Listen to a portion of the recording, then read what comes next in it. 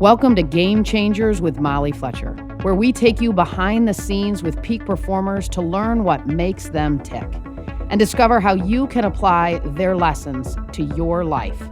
I'm your host, Molly Fletcher.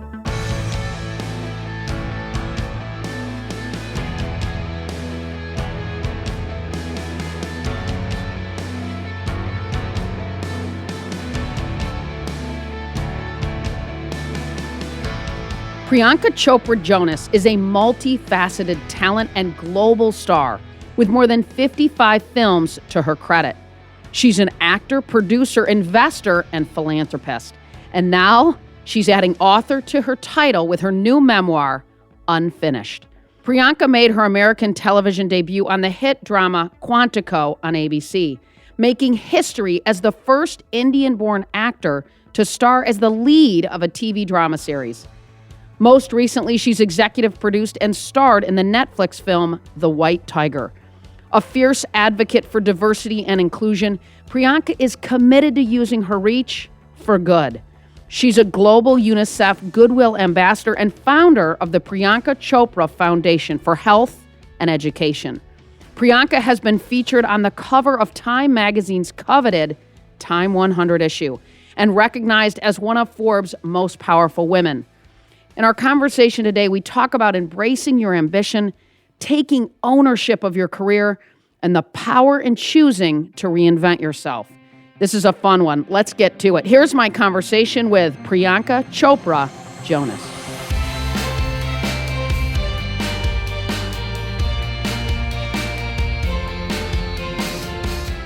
Priyanka, what a treat to have you on. Thank you in your busy world for taking a minute for us and for our listeners. Appreciate it. Thank you so much for having me. Absolutely. So there's a theme of reinvention throughout your memoir, Unfinished.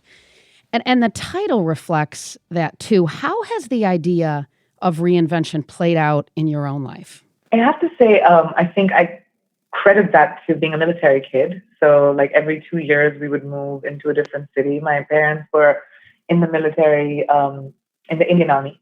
And both of them were physicians. And we just moved every 2 years into a different city. And at first, when I was a kid, I used to really be pissed off about it. And I remember having a tantrum. And my dad, very clever. My dad was very clever.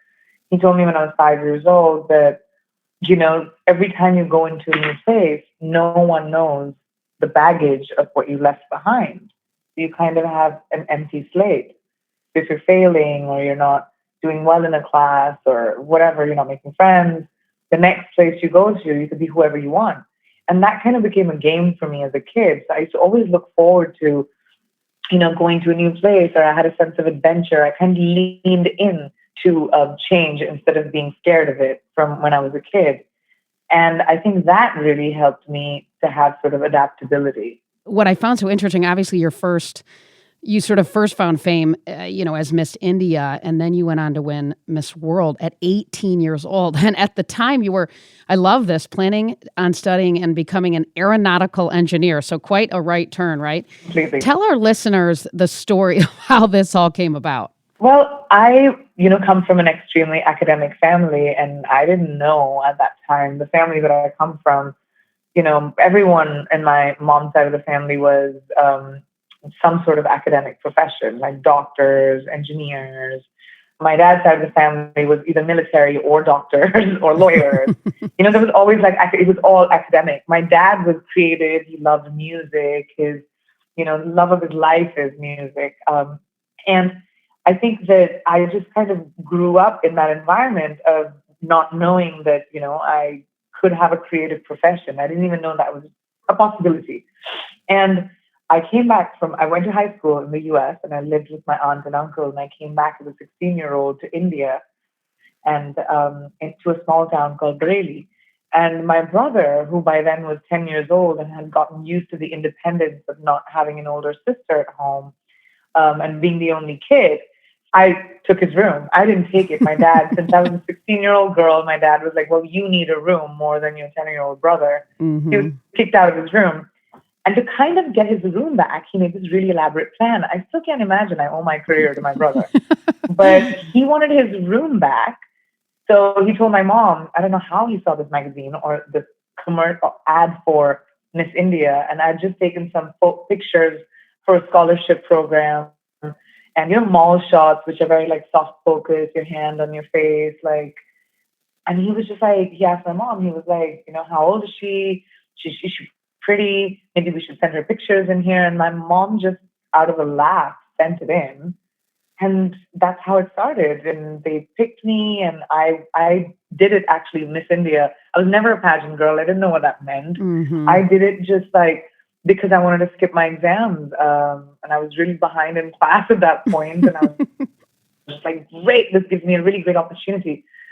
But, I won. And my brother kind of became, it was almost like I was destined to kind of walk this path, and my brother became the conduit to getting me there. Oh, it's unbelievable. So did he ever get his room back, by the way? He did get his room back. Well done, brother. Well done. And then you transitioned right from the pageant world into acting in India. At such an early age, you were navigating, your own career. How did that help you as your career evolved? I never went to acting school. And after I won Miss World, I had all of these movie offers from the Indian film industry coming to me because, I very quickly became famous in the country, having won Miss World. And I think, producers probably thought that casting Miss World in a movie was a lucrative business plan. So hence I got all of these opportunities. It was not the first time. It was norm, whenever someone won a beauty pageant, Miss India, they would usually go into the movies. So it seemed like a natural progression, except that I'd never done it before. I had no idea what it means to be in a movie. And here I was being cast in all of these movies with legendary actors and legendary directors, people I'd just seen on TV. And it was terrifying. And I hate losing. So the only thing I knew I could do was learn, and learn quick. Otherwise, I was going to sink because, I had to learn on the job, and just figuring out how to say your lines, hitting your mark, making sure that all the people watching you sort of disappear while you pretend that you're only speaking to this one person. It was it was really scary initially, but I had to, and I say this in the book, it was almost like being thrown into the deep end, and either you sink or you swim, and I decided to swim. And that's always helped you along the way, hasn't it? As you've navigated and evolved, and as I've heard you talk about, you sort of put your blinkers on and take that path. I mean, that early sort of opportunity, if you will, really to lean into that career has probably helped you in the future, as your career evolved, right? For sure. I've pivoted so many times in my career from, right. Things that I didn't know how to do, and I've just learned parts that I didn't know how to play, and I just learned. I realized very early in my career that if you're like a student of life and you don't rest on your laurels where you're like, oh, I know this, or you get comfortable, then you'll always have an evolution. And evolution is the name of the game. I mean, I play the long game. I want longevity. I don't want to just be a flash in the pan. And I knew that going in very early, that whatever I was going to do, I wanted to be really good at it. So, and the only way of being really good at what you do, or at least the best version of yourself, is to be prepared, and preparation requires learning. And that's always been a friend of mine through my career, is knowledge. Absolutely. Curiosity too. Curiosity, totally. Adventure. Yeah. Not being afraid. What's the worst that could happen? You fail, you dust yourself off, and you get up and try something else. Amen. We live in such a great time. And I'm not even trying to say it like sound as if, oh, it's so easy to do. It really is if you actually think about it that way. If you take away the pressure of failure and always have 3 plans, for example, plan A, plan B, plan C, and you know that plan A is priority, but just in case, life goes sideways, which it has a way of surprising you, you always have something else to fall back on. And for me, that was always my studies. And as I became an actor, it became my business. I've always had, I've never like put all my eggs in one basket either. I've kind of tried to be smart about it and know that, my profession is extremely unstable. I don't know where my next check is coming from. I don't know where my next job is going to take me. Everything is what the next opportunity is. And that requires a constant hustle and a constant, being on a treadmill and running. And the only way to be able to navigate that is just being prepared. And, I figured that out very early, that that's the one thing that will really be helpful. Your confidence has been a differentiator, but I know that you've talked about, struggling at times with self-doubt. Where does your confidence come from? I've been talking about this a lot, and even the duration of writing my book, a lot of people tell me that, you come across super confident. And um, I do have to give credit of that to my parents. I was Mhm. never raised like a child. I was never told, because I said so, that's why you will do it. I always got an answer. If I was told, don't do it, I was told why I shouldn't do it. Decisions were my own. But there was always a rule in our house that I have to be back home no matter where I go, to my friends. This is when I was like preteen. Mhm. I have to be back home before the streetlights turn on. So right before dinner. And so I always knew as soon as the streetlights went on that that was my time to get home. But one day I was late, and instead of getting into trouble and being grounded or being yelled at, there was a conversation. There's always a logical Chopra family conversation. And there was a conversation about what could happen if I was out alone in the dark. And if I was okay to be in that situation. And I said, no, I'm not okay, being kidnapped, or I don't know, somebody grabbing me Sure, in the dark if sure, I'm alone. I'm not sure. okay with that. So my mom was like, all right, then, well, if you're not okay with it, if you don't think you can deal with it, make sure you're home. And it was so easy. It was like I was given a reason, and it was logical. So just like that, I think I was given a sense of self. I was always told to have an opinion in the room and voice an opinion in the room, even if people might disagree. And that's a really empowering thing for a teenager or for a kid to know that, in a family meeting, I have the ability to bring something to the table when I'm 10 years old. And I won't be yelled at, but I will be heard. And that, I think that really helped me build a sense of self. That doesn't mean I didn't have insecurities, of course, please. I've had terrible insecurities, low self-esteem, but confidence is also not something that you need all the time. It's just something that you've got to have in your backpack and you can take out when you need it. But I think it's also important to be okay, be vulnerable if you're feeling it, Mhm. be Mhm. sad if you're feeling it. You don't always have to hide behind confidence. And this is something I didn't know in my 20s. I learned this only in my 30s, by the way. Yeah, I like the way you talk about that though. That's really cool. Priyanka, you were obviously a mega star in India, super successful, and then you decided to pursue a career in the US. What made you want to make that move, and what was it like to be, sort of a rookie right again, so to speak, despite obviously unbelievable credentials and accomplishments as you leaned into opportunities in the US? Well, I was looking for, like I said, an evolution always. And the Indian film industry is the largest film industry in the world. We produce about 1,000 movies a year. And, but I was doing interesting work. I was kind of feeling creatively curious. I also wanted to be a part of English language entertainment, which is predominantly America, because English and Hindi are both my, first languages. I grew up speaking and thinking in both. So I had done a lot of Hindi movies, and I wanted to do some, English language work as well.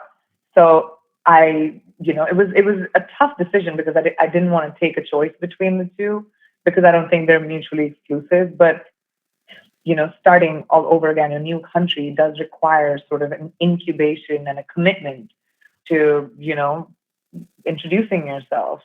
That was really hard because it was a risk. If I took time out, especially when I did my TV show, I couldn't do Indian movies for almost 3 years. And it was a risk if my show hadn't done well or if I hadn't, got the jobs that I now do after 5 years of working here, would I have lost my career in India as well? It was a big risk at that point, but I think I just had to put my head down and I was confident in my abilities. I knew that I had worked with the best in the business, some unbelievable filmmakers. I've done a variety of roles in various genres in my career in India, and I kind of pulled from the confidence that I had when I walked into a set, and I walked onto a set with that confidence, even though no one knew me. And I remember And I think that's what it took, is to just, even though I was new, that doesn't mean I was new at my job. Now I was 10 years into doing what I was doing, and I knew how to deliver, to the best of my ability. Sure, sure. And you believed, right? You believed certainly in you. That was the only way. Yeah, for sure. Otherwise, I don't think I would have been able to risk it. And you talked about risk taking just now, and you talk about it a lot. It's a central theme, really, in Unfinished, your memoir. How has taking risks shaped your career? It's made it unique, I think, taking risks. My career has not been a reflection of anyone else's career, but my choices, because of me taking the risks that, I thought. I can't think of very many people, who've been a part of mainstream pop culture and two of the largest industries in the world. And, I think that just required being able to take that risk at a time where it didn't necessarily have to pay off. I would have had my tail tucked between my legs and tried something else, as I always do. But I think if you want to evolve, you have to be able to take a risk. Otherwise, it's too safe. And in our business, in the business of entertainment, where there's so much change every couple of years, you've got to be able to change with that. Well, and gosh, I bet it makes it a little bit more fun, doesn't it? Totally. Otherwise, it's so boring and Right. fake. And, you end up feeling creatively stifled almost. You've got to be able to change it up and switch it up. I had Matthew McConaughey on, and I loved, he talked about when he was the rom-com guy, and then he just said, I'm not going to be the rom-com guy anymore, and sort of took that risk. Totally. Yeah. And it's so strange. Like, that's where, I mean, not that I have had Matthew's career here at all, but, I kind of was at that place when I took on the White Tiger, and I went after it sort of as an EP first. And then, like I said, done such a variety of roles in India that in the US, since I've been working here, I've not been able to sort of dive into, dramatic parts, or like not being seen as who I am, but actually immersing into really different roles. So I was really craving that when I went after White Tiger. So hopefully that's going to be the first of me taking on really an artistic approach towards the work that I do, especially now that, but that's something that I'm really, really craving. How do you decide what roles you want to take on? It's instinctive, babe. I think it just sort of, yeah, it really is. You've got to respond to the material. Of course, you don't always have the choice of, I want to play this role, and, that role comes to you. That's not how it definitely works. But I've had various conversations with my team. I remember from when I started working, in America, I was very clear that I don't want to play stereotypical Indian parts that we see in Hollywood. I want to play, a mainstream character. I want to play a pop culture character. I want to play something that is not defined by my ethnicity, which you end up seeing with, a lot of South Asian actors are put into that box. And I was very clear when I first came on that, if we're going to do this, we're going to go after a specific kind of opportunity. And I was very grateful to actually ABC for seeing the merit in what I was saying. And, my show, I was the first South Asian, which is crazy to think about. Yeah, it's amazing. In 2015 to be the lead of a network show. That's absolutely crazy. Yeah. Just the same way, like, you have to approach the characters you're playing sort of like that. And, now that I've done these like glamorous, sort of great parts in, I'm craving to be able to dive in artistically as well. How do you prepare for a role, Priyanka? Like, in other words, how do you get to know your character, right? Might be a way to think about it. I have a process, actually. I'm sure. I don't like to think about or rehearsing or preparing when I'm on set. I do so much prep before I get on the set. I know my character is like my best friend. I'll know where she's coming from, where she's going, what she's thinking of, what her dilemmas are. I create a world around the character that I'm playing, and also the plot of the show or the movie. Where do we want to go is important in the movie, because, we're all players. in a larger thing, which is the story of the show. So my process is usually to get, know my lines so well that I don't have to memorize them the night before, or know my character so well that I don't have to think about it till I walk on the set. And then once I walk on the set, I know exactly what my character will do because I'm so familiar with her. That's usually been and I need to talk a lot about my characters. So whoever the director or the writer is, I spend a lot of time picking their brains.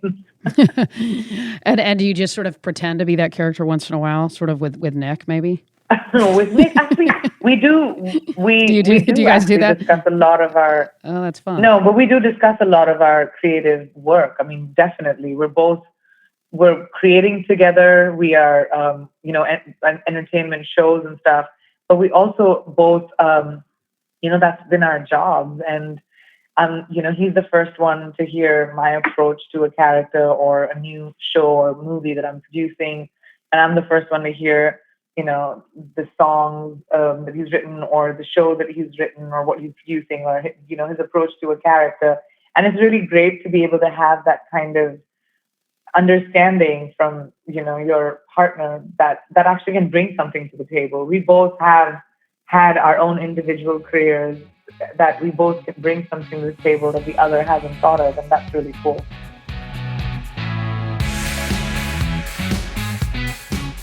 In just a minute, we'll get back to the show. But first, I want to invite you to join my group coaching program, Game Changer Leadership Huddles. My coaching program is perfect if you love setting and achieving new goals, if you are committed to personal and professional growth, and if you want to be part of a community that will challenge and support you. Get signed up today at mollyfletcher.com/leadership-huddles and become a part of our growing community. Again, that's mollyfletcher.com/leadership-huddles. And for our podcast listeners, use the discount code GAMECHANGER to get special pricing. I can't wait to see you in the huddles.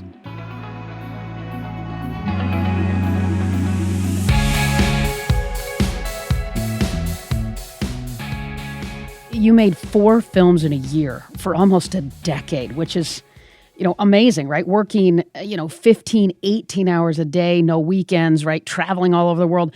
How has your relationship with your work evolved, Priyanka, over the years? I still am someone who likes to be very productive. I'm still somebody who, I need to keep going. Like, think about it. During the pandemic, I finished writing a book. I've shot 2 movies and I've released 2 movies.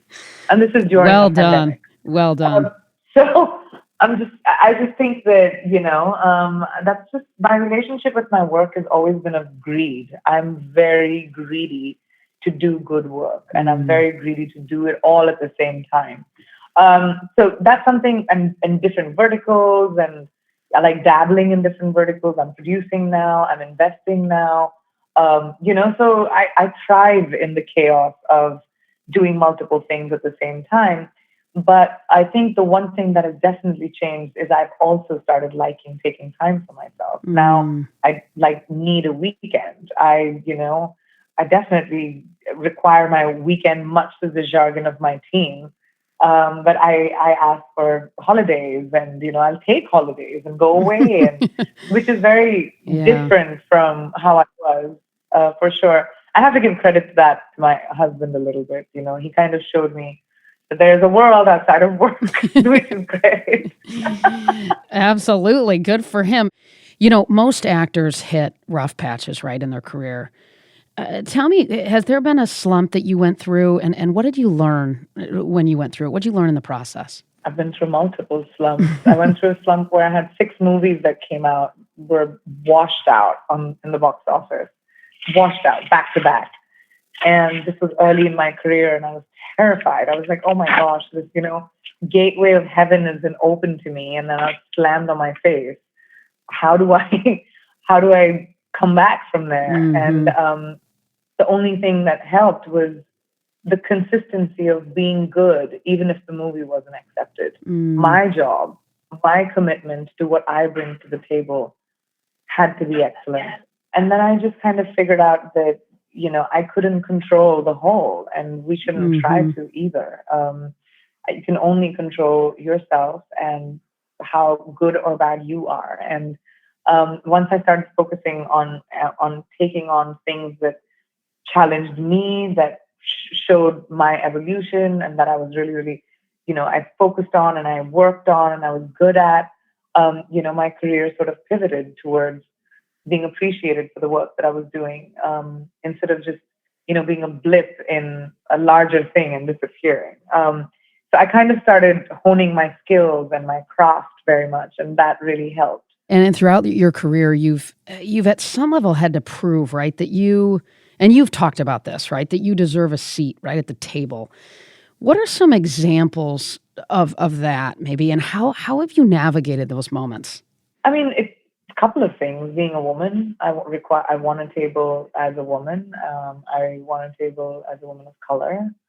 When I first joined the industry, I was told, girls are dispensable in movies, and it's the big movie stars, even in their 50s, can work with girls who are in their 20s. But as we go into our 30s, we've got to worry about our age and our shelf life, and the opportunities of being able to be part of mainstream entertainment, and all of those things that are subliminally, that women are sort of told.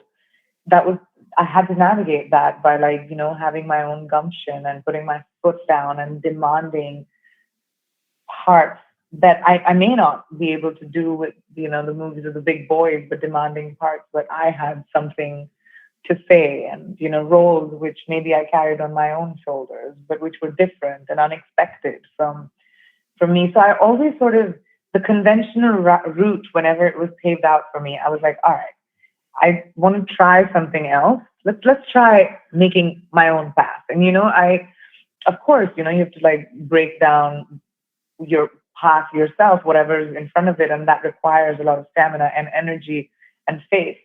But it's so much better because it's your own then. Mm-hmm. I love how you talk about that. Yeah, I think I just started doing that, making my own path. And, even as when I came to America and I wanted to work in Hollywood, demanding opportunity of being part of mainstream entertainment and not just, a check in the box was hard, and I remember I think it was the Grammys or the Emmys. Me and Aziz Ansari were at an after party, and we were counting the South Asians in the room, and there were 6. And I was like, Aziz, there's only 6. And he was like, babe, this is good. There was just 2 a couple of years ago. Exactly. And, as sad and ironic as that is, it's the truth. And, so that's something that I'm navigating now, but as well. But I think it's by creating opportunity that I can help. I don't think my movie, The White Tiger, 5 years ago would have had the budget that it had to be made. It has an Iranian director, an all Indian star cast, shot in India by a novel by an Indian. It would not have probably had that. But with streaming coming in, with Netflix believing in global entertainment, sort of, this movie is going to go to 160 countries. So there's an empowerment in global stories and telling stories from different parts of the world, because there's an audience for that. And the cross-pollination of cultures is definitely the next step. It's the future, because the world has become such a small place. We cannot be afraid of, cultures and differences. We have to embrace them. Absolutely. Absolutely. What's so cool about you is that you've never shied away from your ambitions, right? I mean, and I love this. You talk about this in your book, and people that know this. You've always embraced them, which sets such a powerful example, Priyanka, for all of us. What does ambition mean to you? Having a sense of purpose, I think, and whatever that could be, my ambition was this crazy trajectory that I'm on, and everyone has their own ambition. Your ambition could be to buy a house. Your ambition could be going to school. Your ambition could be, having a family and raising 3 amazing or 4 amazing kids. Anything can be ambition, but I think having a sense of purpose when you wake up in the morning and feeling like you're contributing to something, like your life means something, I think that to me is ambition. I always love to say passion sort of starts your engine, but purpose, keeps it going. right? Definitely. And purpose suffocates fear, right? I think in some moments when you know why you do what you do, it helps you, I'm sure, manage the setbacks, the challenges along the way, right? And the insecurities too. Mm-hmm. Everyone has insecurities when you try something for the first time, or even when you try something for the 10th time. Mm-hmm. Insecurities are such a natural part of human behavior. And I think knowing that they're not going away, but you can just sort of put them away for a second because you have this purpose. It sort of helps the insecurities or the fears not being on the fore. You can kind of leave them behind because you'd be like, I'll come back to you, insecurity. Just hang out for a second, fear. And you kind of go ahead, Yeah. drive with purpose. And then you come back to that. It's fine. They're not going anywhere. Right, sure. Just park it. Hey, sit over here in the corner for a minute. I'll be back. Yeah, just put a pin in it for a There second. you I'll go. be back. That's right. That's right. Your husband, Nick Jonas, obviously has a pretty nice career of his own. And it feels like you've really found someone who matches your ambition and loves you and your drive. How would you describe your relationship with Nick? And at some level, maybe how has it changed your perspective?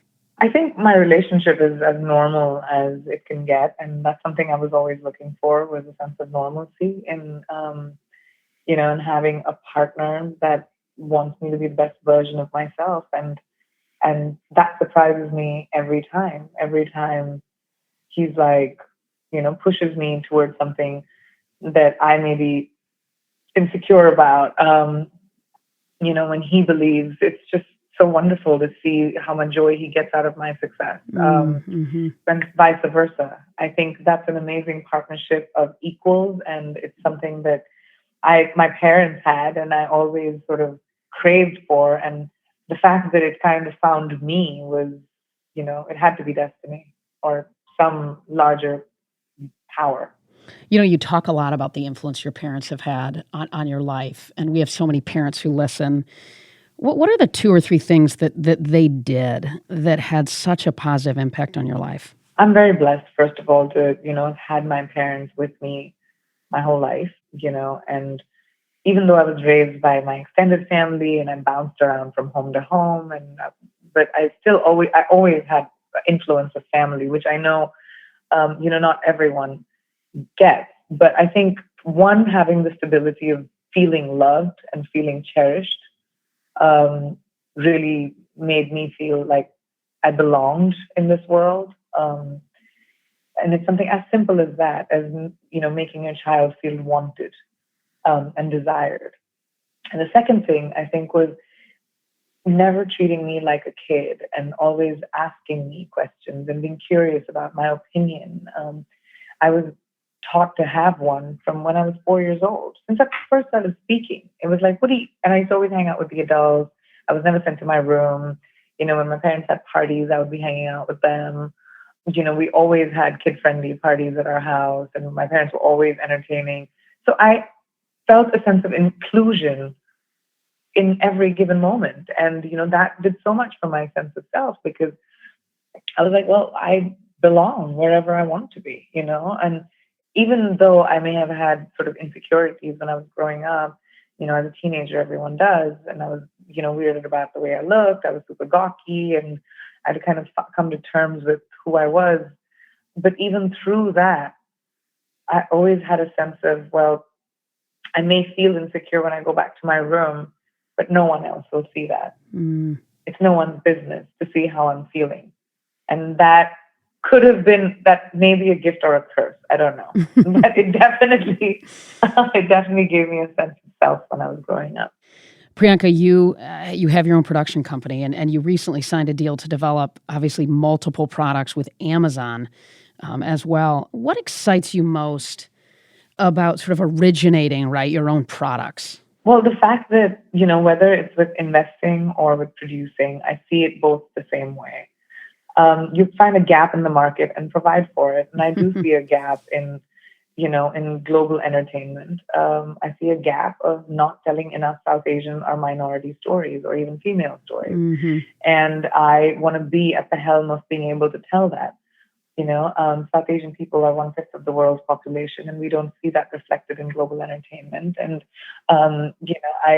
I'm really grateful to be able to have that faith from Amazon, to, you know, for me to be able to deliver to them stories which will create opportunities for South Asian people and me, and writers and female directors, and just women in general, and just tell stories of minorities. I just love the idea of being able to do that, and whatever genres they might be. And I'm very proud to say that the partnership with Amazon, we're developing multiple things which sort of lend towards me being in a way achieving that.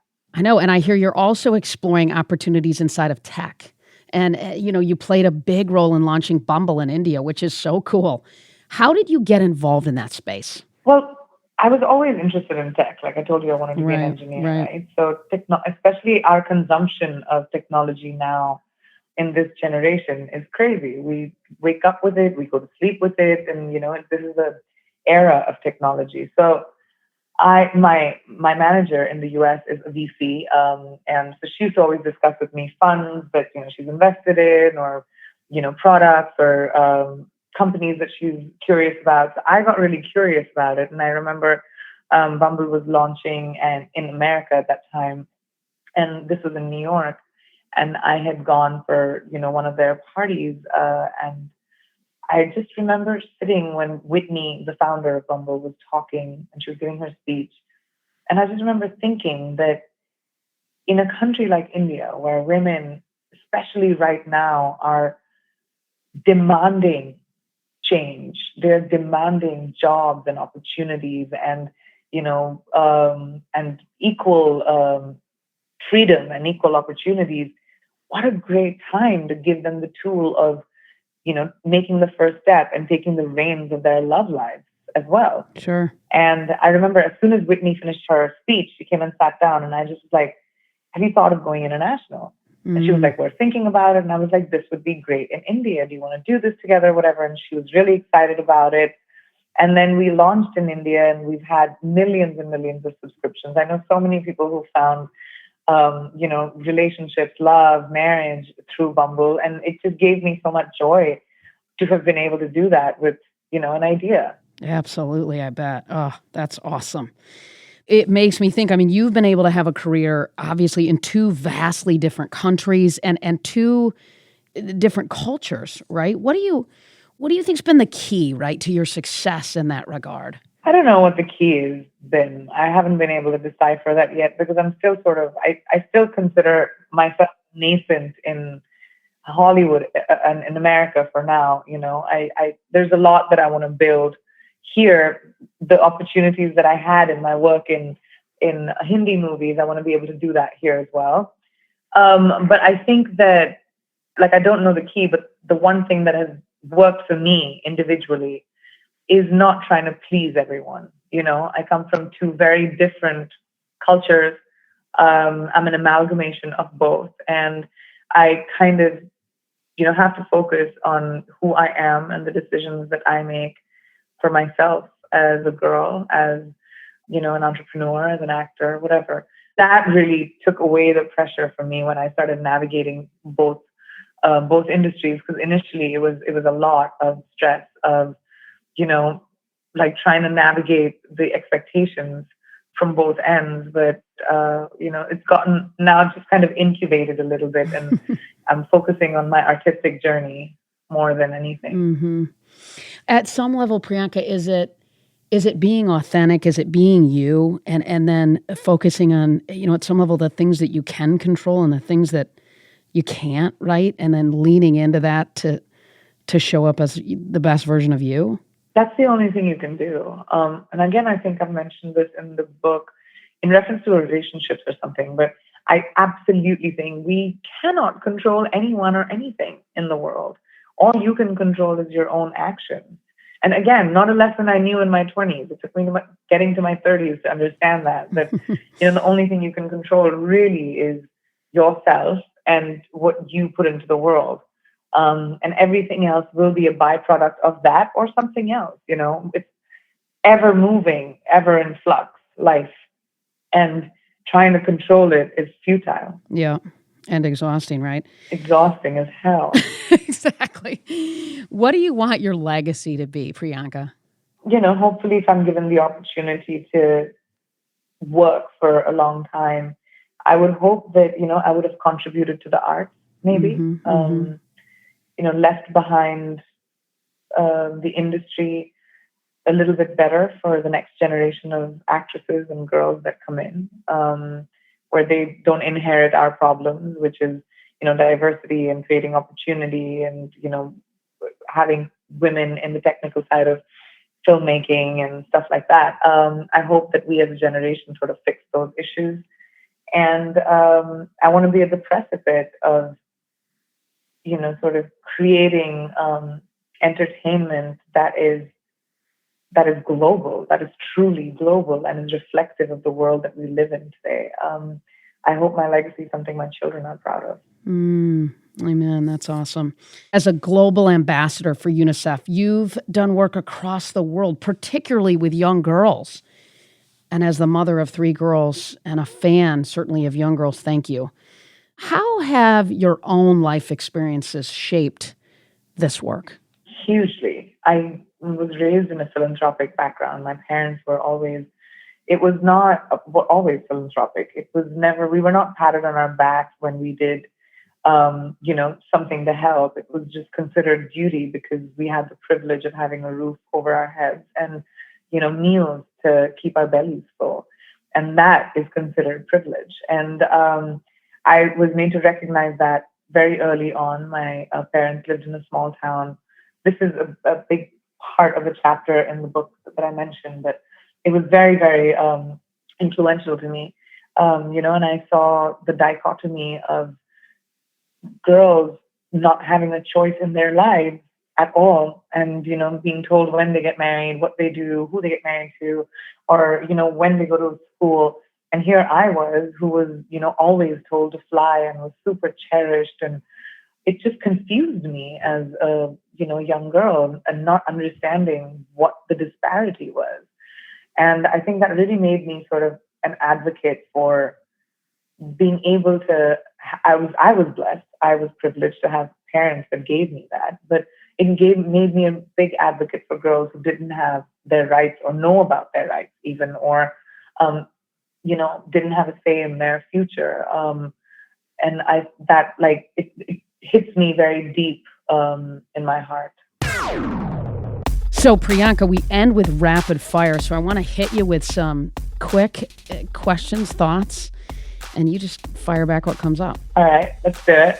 Okay, one word to describe yourself. Unfinished. I wonder if that's why you titled your book that. Nice plug. I love it. One word others would use to describe you. Relentless. What would Nick say? You'd have to ask him the next time he's on. All right. And you must tell me what he says. All right, I got you. Favorite book you've ever read? Multiple. I'm a ferocious reader, but I'd say Black Beauty. Black Beauty. Hit me with a couple others. I mean, this is great. The White Tiger was definitely one Sure. of them, which is why I chased after it when it was being made into a movie. This book called Homegoing by Ya Gyasi. It's one of my favorite books that have come out recently. You must check it out. Okay, awesome. Has there been a show lately that you've watched? Oh, many shows. I recently watched Tehran. I watched Bridgerton, of course, like everybody has. I watched. I've been watching a lot of movies as well. I watched documentaries. One called Assassin, which was great. I've been, like everybody, consuming a lot of TV. Thanks to COVID, right? What's one thing on your bucket list? There's just not one thing. I want to be able to look back when I'm much older on a life lived fully, I think. Mm-hmm. I want to make it to that. Sure, a life anchored in purpose. Yeah.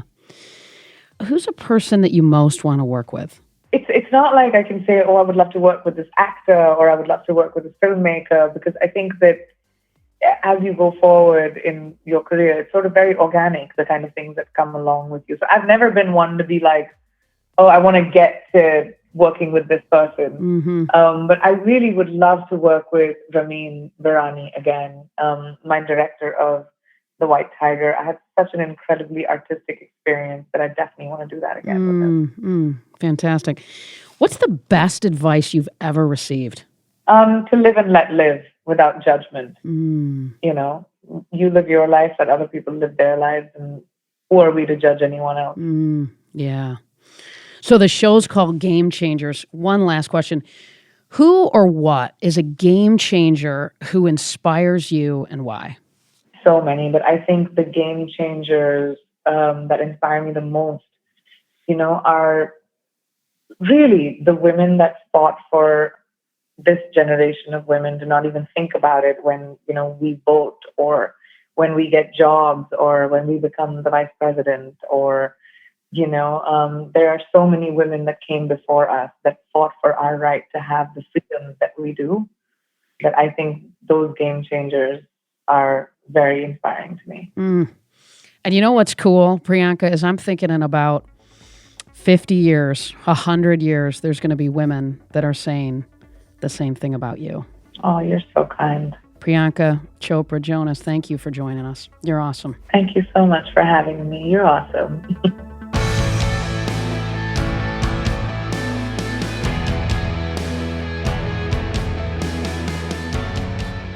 What an incredible game changer she is. Wow, I hope you enjoyed my conversation with Priyanka. Here are a few of my most memorable takeaways from today's conversation. Number one, embrace your ambition. I love this. Ambition can take many forms, but I love how Priyanka described it as having a sense of purpose when you wake up in the morning. And in describing her relationship with her work, Priyanka said, "I'm very greedy to do good work and do it all." Priyanka doesn't shy away from embracing her ambitions, and in doing so, encourages others to lean into it too. Number two, find people who lift you up. I love the way Priyanka talks about her partnership with her husband, Nick, how they support, push, and encourage each other to help each other be the best versions of themselves. Number three, don't be afraid to reinvent yourself. As a military kid, Priyanka and her family would move every couple years. Her father taught her at an early age that every new place is a new opportunity, and that certainly is a mentality she's embraced as a global star.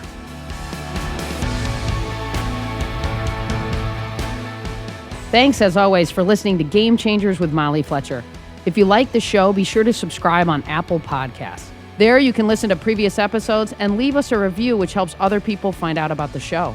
This episode was edited and sound designed by the team at Sound On Studios. You can find out more about their work at soundonsoundoff.com.